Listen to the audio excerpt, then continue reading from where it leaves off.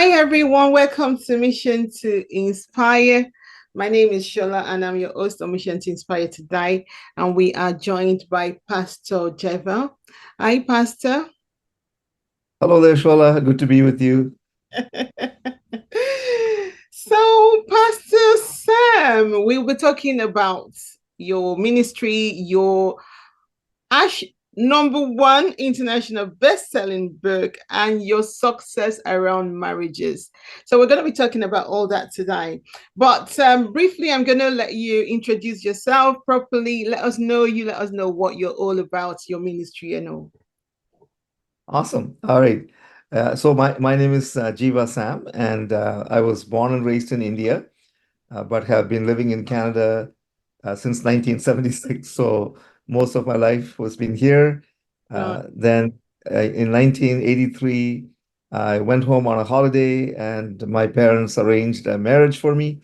And so Sulojana and I got married then. And so we then came to Canada, of course. I mean, she came to Canada to join me. Mhm. And so we have three married children, all of whom were born and brought up here. Mhm. One grandson, he is almost 9 months old at the time of this recording. So he's getting to be a very delightful and active and mischievous little boy already. And we're enjoying him thoroughly. Right. We live in the Niagara region of Canada, just north of the US border by Niagara Falls. Mhm. And I spent over 35 years of ordained ministry in a Canadian denomination. And along the way, I also was mentoring believers in the marketplace, who wanted some help with making decisions that were aligned with God's plans for them, Yeah. to hear God's voice clearly, and to Mhm. provide them with some prophetic input as necessary. Mhm. And so in that time, I began to discover that many of them were hitting a ceiling. Mhm. And it was very obvious when I did some probing, along with some insight from the Holy Spirit, Right. that the reason that they were stuck beyond a certain point is because there was not the kind of unity and harmony in their marriage that needed to be for God to command his blessings on them. And Wow. so that kind of got my attention. And again, there's another whole backstory which we share in our book and stuff, so I won't go into it. But eventually, we came to a point where I had a number of SOS 911 calls from men Wow. who were high profile because of business or because of their church connections, who Mhm. said, "We cannot just go and ask anybody for help, Okay. and you guys." We don't have a good marriage that we can tell. And at that time, we'd also done something on one of the Canadian television stations that Mhm. gave us some profile on marriage. And Mhm. so please help us. So at that point, and we're not trained counselors, we're not therapists, we're not marriage coaches. Mhm. And so when we sought God as to what we need to do and Yeah. what we should call ourselves, we got this whole concept of marriage mentorship, Wow. that we should take somebody under our wing, especially those who are at the point of giving up on their marriage. Right. Because a lot of times, what we've discovered is Mhm. that even among Christians and Christian counselors, quite Mhm. often divorce is suggested as an option, Right. almost like the first way out. Mhm. And that really, we felt like that actually saddens God's heart, and Right. it also like saddened us when we heard that. And Mhm. so God said, "No, I'm calling you to walk with that couple in a very intense way, almost as if you are living under the same roof, and get them back on track in a very short period." And He gave us the download of how Mhm. to go about doing it. So that's how we ended up as marriage mentors. So that's how you actually started. Yeah, the last thing I wanted to do was work with married couples in distress. As a matter of fact, my wife, Sulojana, Yeah. had this very, very strong nudge that we were supposed to do something with marriage. And I said to her, Sulojana, I've been in ministry at that time for over 25 years. Yeah. And I'll tell you something, married couples in distress will suck the life out of you if you commit to working with them. And so we don't want to go there. But when God wants his way, he gets his way. There's nothing you can do about it, honestly. Oh my God. Exactly. I mean, we could have still said no, but I was basically backed into a corner where it's like, dare to say no to me. Okay, Lord, I won't. I'll say yes. Oh my goodness. Oh God. Oh God, that is so awesome. That is so, do you know that's so encouraging, especially to people who don't know their purpose and they're struggling and they're fighting. You know, sometimes you just fight this thing telling you something in your mind, in your inner Yeah. mind, and you start fighting and you're like, no, that's not what I want to do. This is what I want to do. Oh, thank you so much for sharing. So how did you meet your wife? Okay. So in the Indian culture, arranged marriages are the norm. So as children, you never worry about who you're going to marry because you Really? know at the right time your parents will help you with that. They will, do the background checks, all the vetting, and so on, and make sure that that you are closely aligned, in your values, in your faith, of course, in your educational background. Mhm, Uh, you know, income status roughly like middle class, upper middle class. mhm. So they take care of all those things. They're very diligent when they Really? look for a match for their children. And Okay. so, yeah, so we were living in Canada at the time. Mhm. When my dad, broached me on the whole idea of, hey, we're gonna go in there for this extended holiday. Do you want us to, look into arranging a marriage for you? And so I said, sure. So he actually wrote, this was like way before the days of the internet, and even the telephone system is not quite as well developed or was and not quite was developed in our part of India at the time, no cell phones or anything. Yeah. So mail was the only way to do it. So he wrote this friend of his who was a marriage broker and said, hey, looking for a match for our son. If you can get to work on it, and then when we come, we'll talk.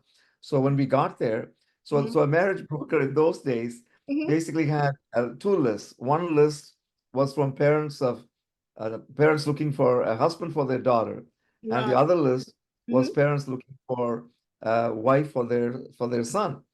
And so he basically looked at both sides with the available candidates on his list at the time, Mhm. and figured that that we were going to be a good match.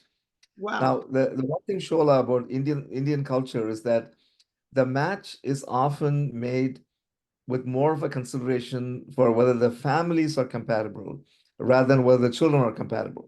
Really? Whereas, in the Western world, we place a lot of emphasis on the compatibility, of the two individuals in the marriage. Mhm. And so once they saw that the families were in alignment, then they felt, quite confident that the two of us, would make a good couple, with a great marriage that would last.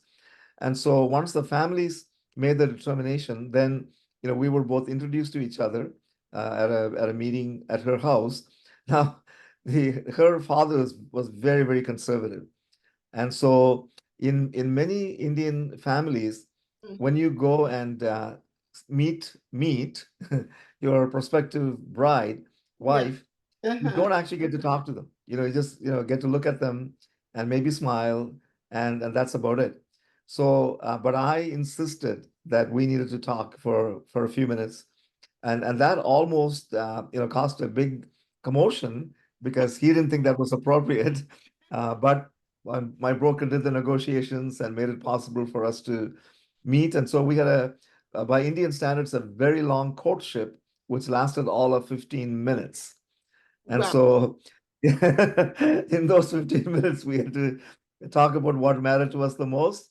And then at the end of that, it's like, okay, we'll let you know, where we stand. And so really at that point, the decision was mine to make, our families to make. And my parents just love Sulojana right off the bat.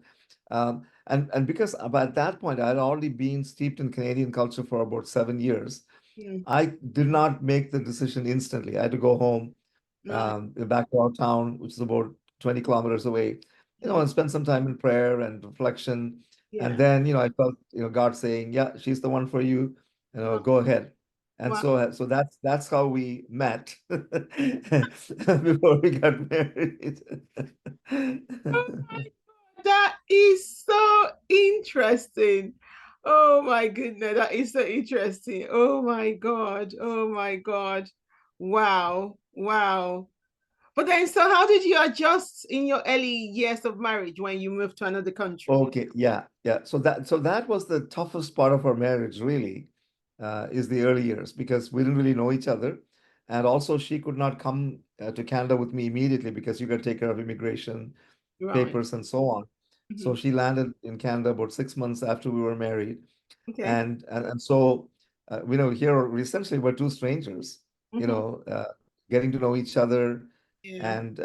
and figuring things out, each other's mannerisms and habits and likes and dislikes and Hmm. taste in food and all those kind of things. Hmm. And of course, both of us are raised with very different philosophies, Yes. in the area, particularly in the area of finances. And Mm. so, which, at later on in our marriage, actually, caused, some huge difficulties that Yes. we had to resolve. Mm. So in some ways, the first few years were really an extended courtship, if you will. Yeah. But the Indian concept is for marriage is no, we make a commitment to get married, and we honor that commitment, Hmm. till death us do part. In other words, we will have difficulties, but when they come, we will find a way to make things work. Right. And also one of the big advantages of the Indian culture is Mm. that you have a support network. You Right. have your family, you have an extended family who often, can be relied on when you have any difficulties and so on. If you don't want to talk to your parents, then Yeah. there's always an auntie or an uncle Hmm. that you can go and pour your heart out to, and they would, give you some good advice. Yeah. And so that was the attitude with which, we approached. So when we did have difficulties, Mm. when we had conflicts and so on, we knew we'd find a way, to get through them and really, honor the marriage vows. That is so interesting. But that's really cool because then you had all the experiences to cancel in marriages, if you ask me. Exactly. And one of the things we've been noticing, and I think this happens in England as well, Mm. where people like me who have already, been here ahead of their spouse, then, bring a spouse over. Yeah. And I think it's not just, I mean, it can apply to any culture really, but it tends to be more common in cultures like the Indian one. And Mm. so there's this huge piece of adjustment because you're also adjusting to living in a new country, Yes. with a whole different way of doing things. You Yeah. turn on television, the morals and standards Mhm. that the programs convey will Yeah. be a shock quite often. And Exactly. so there's that whole adjustment going on. Now, I'll tell you what else made things even a little bit more complex in our case Yeah. is that, she got pregnant Mm. about 2 months after arriving here because our daughter arrived in December of '84, the year that Sulojana got here. Okay. And so we had to deal with all those, and what made things really, really difficult, 6 weeks after she arrived here, her father passed away Oh, very, very suddenly. And she couldn't go back because she had just gotten here. And so there were a lot of dynamics that made the first year, especially of marriage, very difficult. And of course, and we, to top of that, we were living about 2,000 kilometers from where my parents lived. And that was really the only other family she had in Canada. So the family support structure wasn't quite there the way it would have been in India. yeah. So all of that made it for a very difficult period of adjustment. But by the grace of God, and with that determination, that value, core value being so strong, Mm. we just pressed through, plowed ahead, and here we are almost 41 years later. Oh my God. Praise God to that. Praise God to that. Thank you so much for sharing your experience, your journey. It's awesome and inspiring to hear. So, what inspired you to write your book, The Unbreakable Marriage? Okay. So our book actually came out of our experience of mentoring couples. Mm-hmm. So in the beginning, we just got an outline. As a matter of fact, we were flying from Toronto to Los Angeles to attend a huge Christian gathering. Okay. And somewhere up there, 38,000 feet, all of a sudden I get this download. So I grab the iPad and start jotting everything down. Later on, a day or so later, I look back at it and I told Slojana, I think we have the outline for a Right. marriage mentorship. And so, which again, I'll share a little bit later in the interview with you. Mm-hmm. And so at that point, I honestly did not know what to do with it. Right. But I was familiar enough with the world of online coaching and mentoring Mm-hmm. that I could find somebody to help me with it. So I found a couple of friends, not my friends, they were friends who had started a business together of helping coaches and consultants, with their programs and processes, Um, and paid what for me was a huge amount, which we didn't have. So just put it on a credit card because they had a good track record, and basically followed the system that they taught us to bring our product to market, so to speak. And mhm, so, which in those days, you could do this on Facebook and it would work for you. They said, record a video, put it on Facebook, and people who are interested will contact you. And they did. Like that doesn't work today because of the way the algorithms have changed. So we found a couple, and I knew the wife mm, from before, and so she said, "Listen, we've only been married for 4 years, but we're feeling like roommates. We're wondering whether we made the wrong decision to get married, and or made a wrong choice of partner to be married to." yeah. And so they really became the first couple that we practiced this mentorship outline that we had on, and within a matter of weeks, they began to get their breakthrough. And so it's like, okay, Holy Spirit, you are confirming Mhm, that what you gave us is what you want us to use. And of course, we also got some confidence right. from that confirmation. And Yeah. so then we started letting mostly our pastor friends know. We didn't do any like paid ads or anything of that nature. We Yeah. just told them, hey, because I was a pastor, I knew that if somebody came to me, with deeper issues, I wouldn't touch them. I would send them to somebody else. So I said, hey, rather than just go the counseling route, if Mhm, you see that our process can help a couple that comes to you in this kind of a state about to give up, mhm, then we would appreciate you sending them to us. And so that's how we grew our marriage mentorship. And then we got to a point where the referral well was beginning to run low. And so at that point, it's like, okay, we need to do something different to get the word out. yeah. So again, I hired a coach to help me with the process, a Christian guy. And Mm, he said to us at the very first meeting, Jeeva and Sulojana, I'm feeling very strongly that you guys need to write a book and share the process that you are using to produce breakthrough. Because Shola, at that point and even to this point, every couple who has followed our process diligently mhm, and maintained strict accountability with us has received the breakthrough. right. It got to a point where another mentor of mine said to me, listen, first, you're charging way too little for what you're offering. And Mhm, so what you need to do is to offer a guarantee because you know that couples who follow the process will get their breakthrough.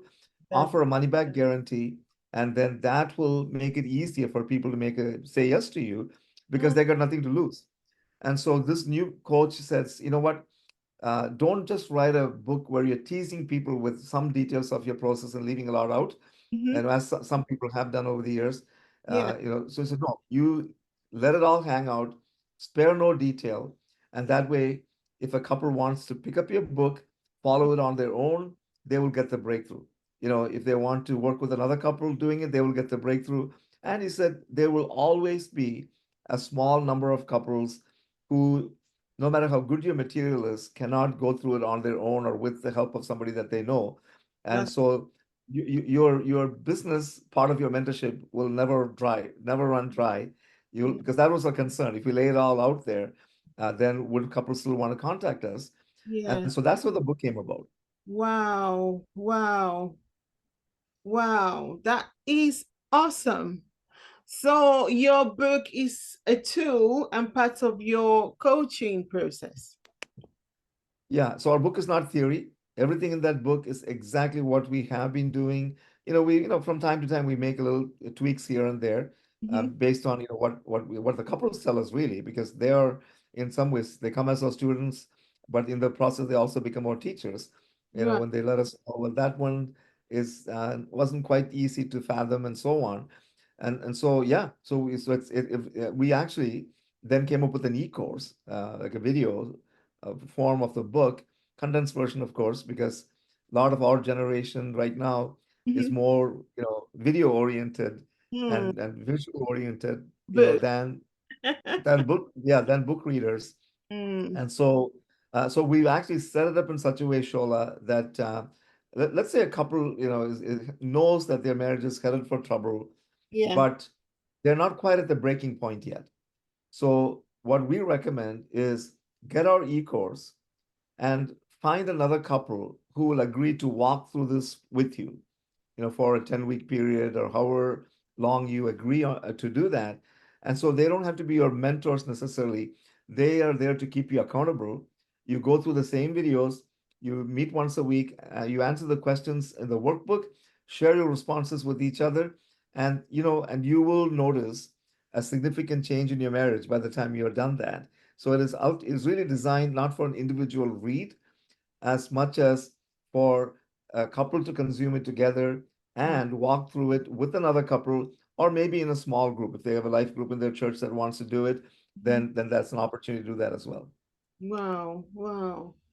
That is so interesting. So interesting. Wow.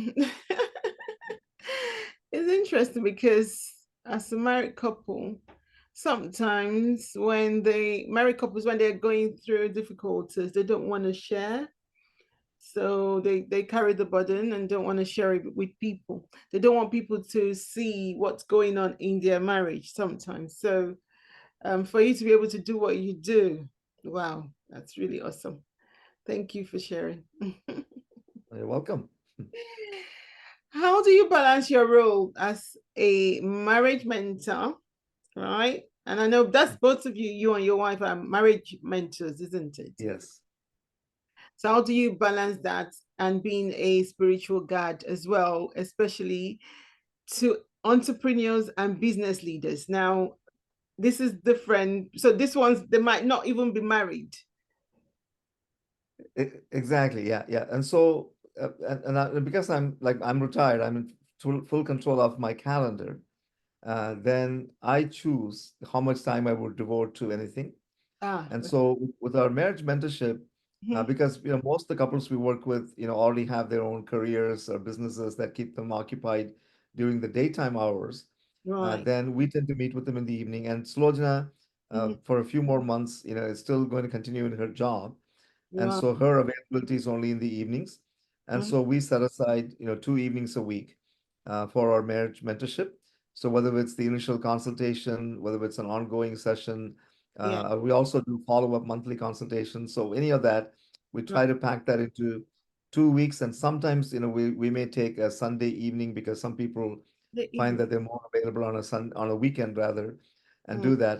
A lot of my other mentorship that I do with entrepreneurs and so on happens in the daytime because for the entrepreneurs, this is part of what they do. This is or if they're a CEO, or Yeah. this is part of their growth in their career in growing their business, and so they are always willing to make time, during the day to Right. get the counsel that they need.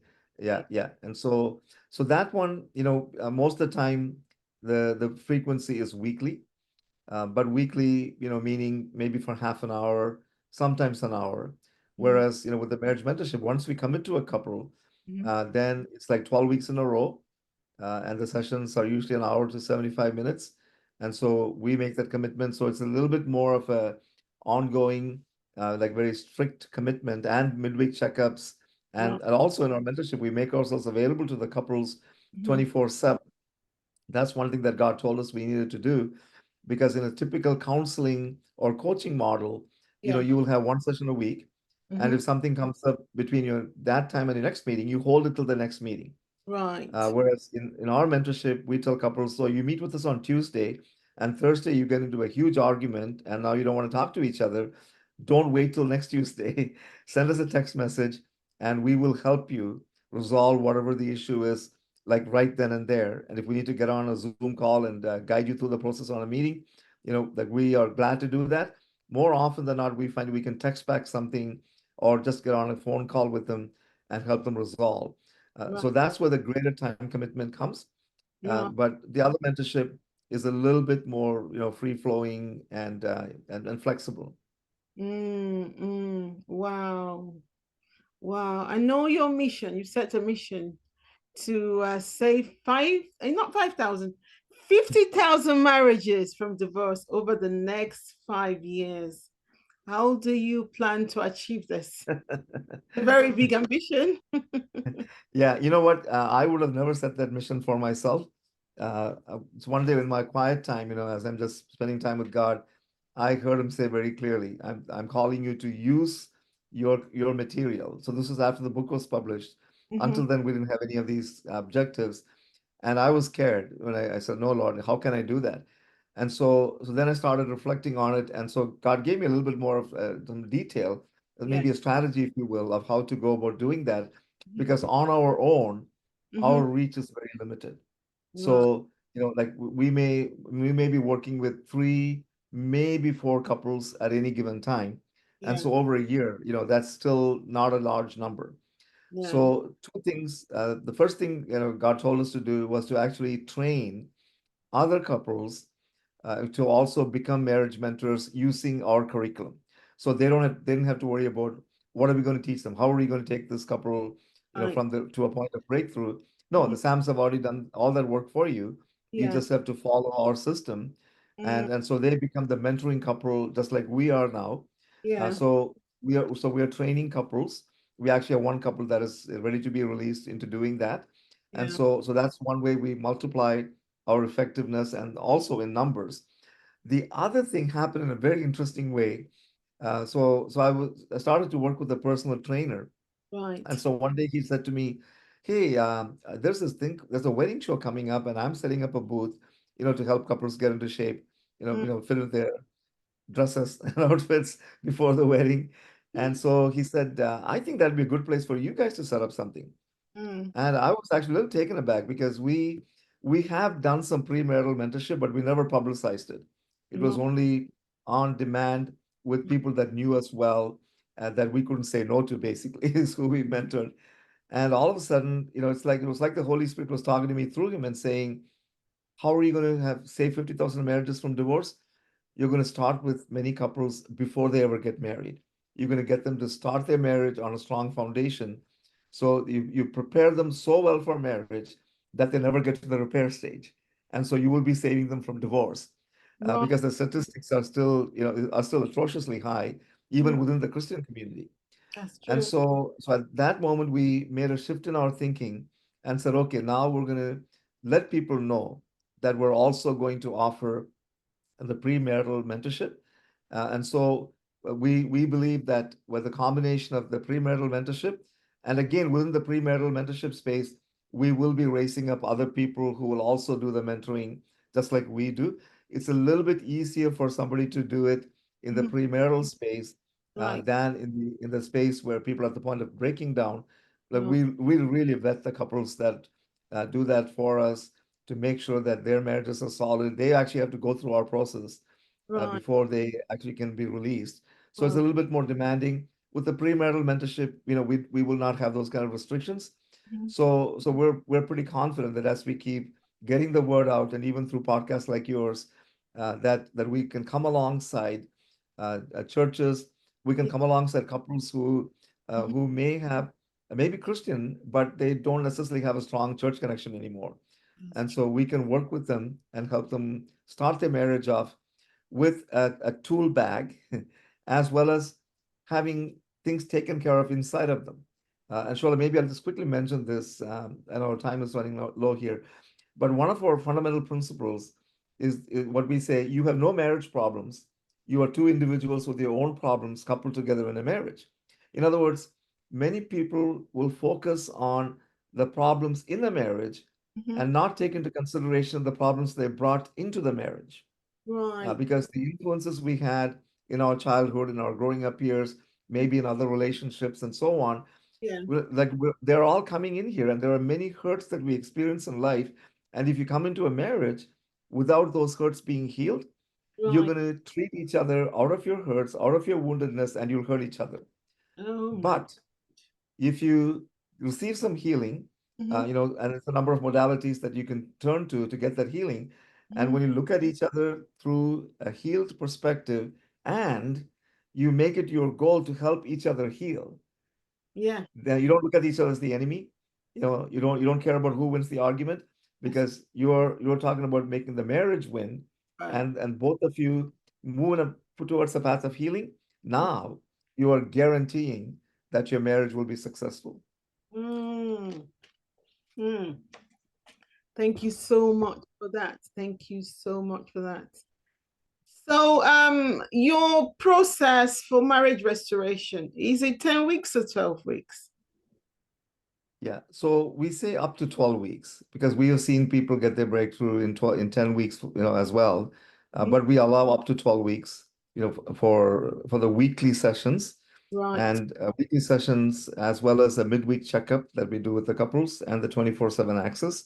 right. And then once they've gone through that intense period, at which point they will get the breakthrough, then we meet with them for another 3 months, and those are monthly meetings. And this is an opportunity for them to walk out the things that they learned and started to apply in those first weekly 12 weeks of weekly sessions, because quite often is not just about learning them. It's a consistent application of what you learned that Right. will help you maintain the breakthrough. And this Mhm. again is something we did not have at the beginning when we launched the mentorship. But then when we started following up with couples following the mentorship, we found that not everybody was keeping up the breakthrough. And one of the reasons we realized is that they had no accountability. Right. So this way, if we had a monthly accountability session, Mhm. essentially, where they could set the agenda, we need help with this area because we're having difficulty here or so on, then that makes sure that by the time the 6 months are over, Right. they really don't need us anymore Mhm. unless something, catastrophic happens that they cannot resolve things on their own. But Okay. we've equipped them. So we always tell couples, look at this as a short-term investment of your time, money, resources, and so on, Mhm. that you will never need to repeat. You may need some refreshers here and there, but this process that you've gone through, if you keep on applying what you learn here, and then our book becomes a toolbox, where you can just look up the tools that you need. All of a sudden, you had a fight and you're not sure how to go about resolving it, or you start resolving it and it doesn't end well. It's like, oh, let's pick up the unbreakable marriage and Mhm. see what the Sam said we should be doing. Let's go through the process. So it becomes a reference manual Mhm. that'll keep on, guiding you, Mm. for your marriage. Yeah. Yeah. Yeah. Wow. Thank you so much for that. Thank you so much for sharing. So I'm going to ask you two this or that questions. And I know you will be for both, but you've got to choose your favorite out of this two. Arranged marriage or love marriage, especially in this day and age. Well, well, for most of the world, people are going to meet each other and get married. Mm, So what we recommend, and that's just the reality. I mean, our 3 children, we right. offered arranged marriages, but they very politely declined and said that they were capable of finding their own mates. But but one of the things we recommend couples, especially Christian couples, who if you have a pastor, to whom you're accountable, who's your shepherd, who has some oversight over you, then one of the things that you do is, yes, you're going to find someone, but bring that person, and introduce them to your pastor or an elder in your church, or even someone within the family. Of course, your parents are the first place where you would start that, but there may be like taken to with you to a family gathering, and then ask for feedback from people who are at that gathering. Like, what do you think? Because sometimes when you're so wrapped up in each other, Mm, and there's a romantic haze over you, you may not see everything clearly. But someone who's outside of your circle, who has nothing to gain, really personally from you getting married or not, mm, can see things, and they can say, you know what, yeah, we love this person that you brought. You guys seem to be very make a great couple together, yeah. but there's this part of the way that they were behaving that is a little bit of a concern to me. And so like that kind of stuff. So let somebody else have the scrutiny and discernment. And that when they discern something, Yeah. like my pastor friend, Pastor Dio, Yeah. in his church, that is a standard policy that anybody that gets to the place of wanting to be married, has to meet with him and basically get his discernment. It's not just his opinion, because in talking to them, and he's got spiritual discernment that he can sense something, Yeah. that he can let them know because he can save them a lifetime of trouble. As a matter of fact, one of the rules that he has put in place is that if you want to date someone from within the congregation, then Right. you need to talk to pastor first because pastor knows both of them, their backgrounds, and so on. And if he senses a check in his spirit, he can tell them at that point, this may not be the best person for you to, pursue a relationship with. So that's what I would say. So the principle of the arranged marriage in having that outside look or perspective that you don't have, you can apply that to a love marriage, a marriage where you meet and fall in love with someone. Oh, that is very true. Thank you so much. Thank you. And as you say, there are people out there who you can be accountable to, who will see things beyond what we can see. Sometimes Yes. as youngsters, we can be blinded by Yeah. love. Yes. Exactly. Yeah. Thank you so much for sharing. The next one, counseling session or weekend retreat. Okay. Both have their merits. Weekend retreats are good because weekend retreats tend to be more intense experiences, Okay. especially if they're set up in such a way where you get some teaching and then you spend more time with each other, Mm, going through some of the discussion questions or, asking each other's or doing some exercises and so on mm, together. Weekend retreats are very, very powerful. right. But whether you go through counseling sessions or weekend sessions, their effectiveness for the long term will depend on the follow up and follow through. So you can spend your whole life going through marriage seminars and weekend retreats and still have not have a lot to show for it if you don't apply, what you learned, in those sessions, or the changes that you chose to make that you need to follow through with them. They can both be equally effective. I tend to favor weekend retreats simply because there's a little bit more of an intense um, things that you get done in a very, very short time. Yes. And our mentorship is a classic example of that. We're not a weekend retreat, but we're really an extended weekend retreat in that sense, Mm, where we provide a very intensive experience in a shorter period of time. So rather than stretching out the process over months and years, we compress it mm. into a very short period where you will get the breakthrough, but then you walk it out, over the following months and years together. Thank you so much for sharing. Do you offer both? Do you offer the weekend retreat as well as the So session? So we have not been offering weekend retreats, and here's one of the reasons why, because we felt like God really wanted us to focus on couples who are at the point of giving up on their marriage. And Oh, quite often when couples get to that point, there are details of things that have gone on in their life that they are not comfortable usually, sharing in a larger setting. But we have actually we've been approached by others, and so we've started with doing day-long retreats. Right now, workshops is more what we call them. Uh, okay. but but we have had some thoughts about doing something that is a little bit more intensive and over a longer period. Mm, But as right now, we feel that what the gap that is there in this whole space is somebody who will walk with a couple on couple for that length of time right. and give them their undivided attention. So Mhm. that's where we feel like God really wants us to focus primarily. And Oh, and the seminars that we do are really in some ways introducing people to our process. right. Okay, Yeah, great. I mean, when we give them time to work through stuff, so they will get some very helpful hints and make some changes that will help them. Mm, But if they're at the point of breaking down, a day-long workshop may not be the right vehicle for them to get their breakthrough. get their breakthrough. Okay. Right. Thank you so much for coming on our show today. Any inspirational advice for people out there? Okay. Of course, especially if you're in a marriage, where things are not looking good and you're contemplating divorce, the first thing I will say to you is there is hope for you, because when God brought you together and you entered into a covenant of marriage, your covenant was first and foremost with God and Yeah. then with each other. So if God is a party to the marriage covenant, then God will move heaven and earth to keep your marriage together. And you need to follow suit. So there's hope for you. Never give up. Never give up on your marriage until you can stand before God and say, yes, we both did everything humanly possible to restore this marriage. Right. And we still couldn't, Lord. So I hope you understand. Okay. I think you got to be at that point of Yeah. saying that you tried everything possible so you have no regrets afterwards. Second point is that if there's hope for you, there's also help for you. And so you just have to reach out, and we know our process is, just one among many that God is using to bring that breakthrough and restoration of marriages all around the world.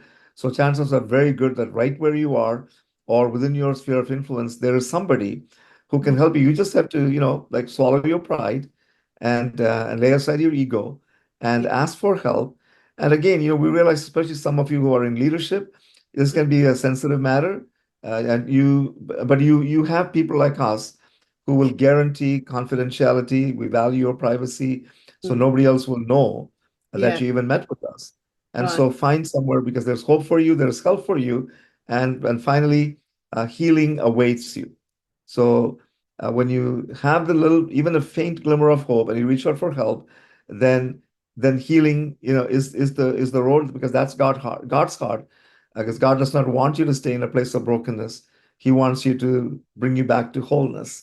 And those would be my parting words for everybody. Thank you so much. Thank you so much for coming on our show. Do you work with people outside of Canada, though? Absolutely, because most of our sessions are done online, All right. usually using Zoom.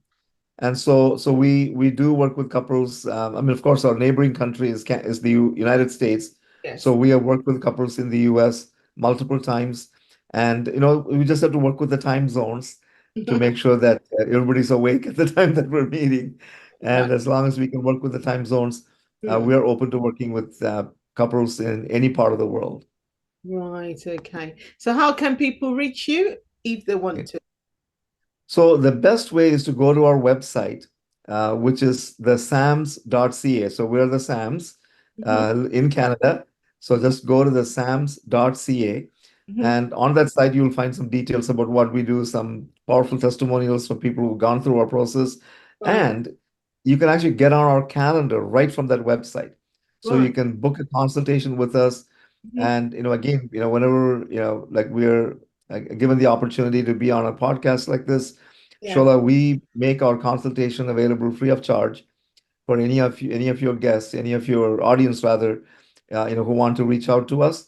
So Mhm, just get on our calendar, and we will meet with you, do a deep dive about your marriage, where you're at, mhm, and recommend some mhm. ways that you can turn things around, and Right. also show you how we would go about doing it if you decide to work with us, and the Mhm. commitment that we will make to you and the commitment we require from you. Right. And then if we have a meeting of the minds, we go ahead and take you on as one of our clients. Wow. Wow. Wow. Thank you so much for being on our show today. We really appreciate your insight, your tips, the advice. We appreciate everything. Thank you so much for coming on our show. You're very welcome, Shola, and thank you for the opportunity to come on and share with your audience as well, and to meet you in the process.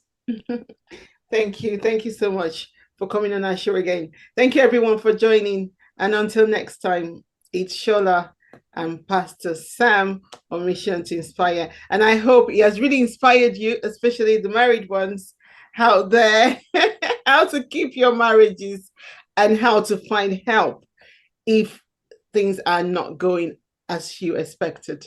So thank you, everyone. And don't forget to subscribe.